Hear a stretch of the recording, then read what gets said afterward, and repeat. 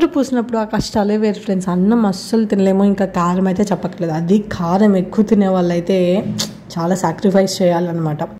So అప్పుడు ఏం తిన్నాను అనేది ఈ వీడియోలో చూపించబోతున్నాను. ఇందులో మెయిన్గా మీకు చెప్పాలనుకున్నది గసగసాలు.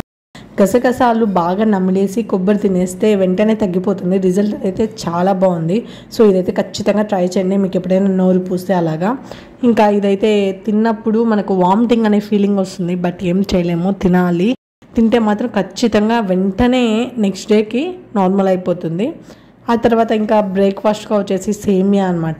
సేమియా వచ్చేసి నేను పొడితో తింటాను, బట్ చక్కెర ఆ రోజు తీసుకెళ్ళాను ఎందుకంటే కారం అస్సలు తినలేకపోయాను. జస్ట్ నేను అన్నం తింటుంటేనే నాకు ఏదో రాళ్ళు తిన్నట్టు అంత ఫీలింగ్ వచ్చేసింది, అంత కష్టంగా ఉండింది. ఇంకా నేను ఇలా బ్రేక్ఫాస్ట్ తినే టైంకి కరెక్ట్గా ఈ పిల్లలు అనేవి వస్తాయి, ఇంకా అవి నేను షేర్ చేసేసుకొని తినేసాను. ఇంకా మిడిల్లో వచ్చేసి 11 o'clock అలాగైతే కాఫీ తాగేశాను. కాఫీ అస్సలు తాగకూడదని చెప్పి ఇంట్లో చెప్పి పంపించారు, బట్ చాలా ఆకలి వేసేసింది. ఇంకా 12కి అలాగైతే కాఫీ తాగేశాను. ఈ కాఫీ కూడా కష్టం మీద తాగాను, బట్ నాకు కాఫీ అంటే చాలా ఇష్టము.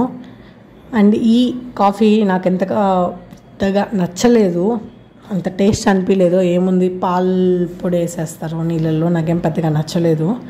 సో ఇంకా ఇంటికి వచ్చేసరికి అన్నం ఎలాగో తినలేను అని చెప్పి మా అమ్మ అయితే రాగి జావ అయితే కాసింది. ఇంకా రాగి జావ తాగేసి ఆ తర్వాత కొద్దిగా బ్రెడ్ అనేది ఒక్కటే తిన్నాను అంతే. దాని తర్వాత కీరా తింటే కొంచెం ఎక్కువ వేడి ఉంటే తగ్గిస్తుందని చెప్పి గూగుల్లో చూసాను. ఇంకా జ్యూస్ తాగి నిద్రపోయా.